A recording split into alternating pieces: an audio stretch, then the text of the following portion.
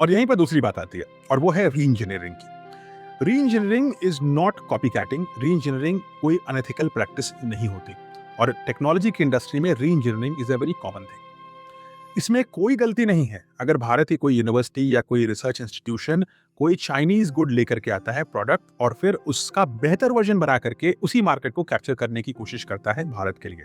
इसको हम डिस्करेज नहीं कर सकते। हाँ, गलगोटिया ने डेवलप करना बताया अपने यहाँ, ये गलत किया, लेकिन द प्रोसेस ऑफ री इंजीनियरिंग इससे बंद नहीं हो जानी चाहिए। चाइना ने खुद अमेरिका को री इंजीनियर करके यूनिटरी बनाया और इसमें कोई रास्ते में रोक नहीं होनी चाहिए कि भारत यूनिटरी को री इंजीनियर करके शायद भारत का अपना प्रोडक्ट बनाए और एडवांस रोबोटिक्स में, इंडस्ट्रियल रोबोट्स में भारत का परचम लहराए।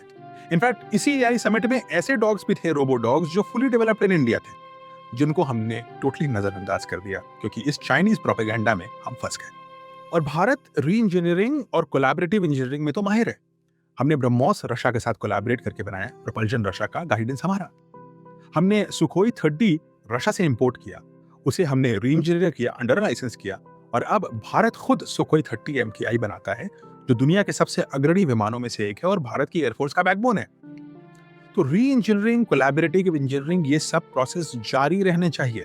अगर हम अपने आप को ऐसे बांध देंगे कि नहीं हम सिर्फ प्योरेस्ट ओरिजिनल प्रोडक्ट बनाएंगे तो दुनिया की मार्केट में बेचने के लिए बहुत कम प्रोडक्ट्स ही ऐसे होंगे जो only and fully developed in India.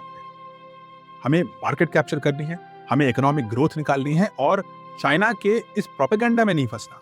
China की नजर में भारत ही उसका कॉम्पिटिटर है जो भविष्य में उससे बेहतर प्रोडक्ट बना सकता है, क्योंकि हमारी जो यूथ पावर है, जो हमारे कॉलेजेस में बच्चे पढ़ रहे हैं, वही वो बच्चे हैं जो चाइना को उसी के गेम में बीट कर सकते हैं।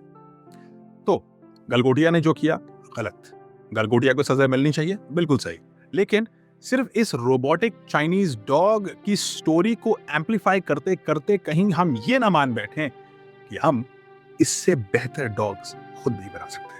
हमें एक और आदत छोड़नी पड़ेगी और वो है कि अपने ही लोगों को क्रिटिसाइज करने की अगर हमें इतनी सी भी अपॉर्चुनिटी मिलती है तो हम उसका बिगुल बजाते हैं पूरे के पूरे इंटरनेशनल स्टेज पर।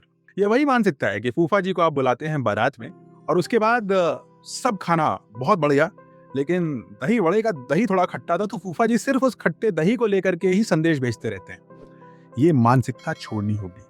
हमें अपने देश को इंटरनेशनल प्लेटफॉर्म पर अच्छा दिखाना होगा और जिसकी गलती है उसे हम सजा देंगे, लेकिन हम उसे इंटरनेशनल फ्रेमवर्क पे एम्पलीफाई नहीं कर देंगे कि सारी की सारी दुनिया ये सोचे कि भारत में तो बस दूसरे का प्रोडक्ट लो और अपने नाम से दिखाओ का एटीट्यूड है, क्योंकि ऐसा सच है ही नहीं।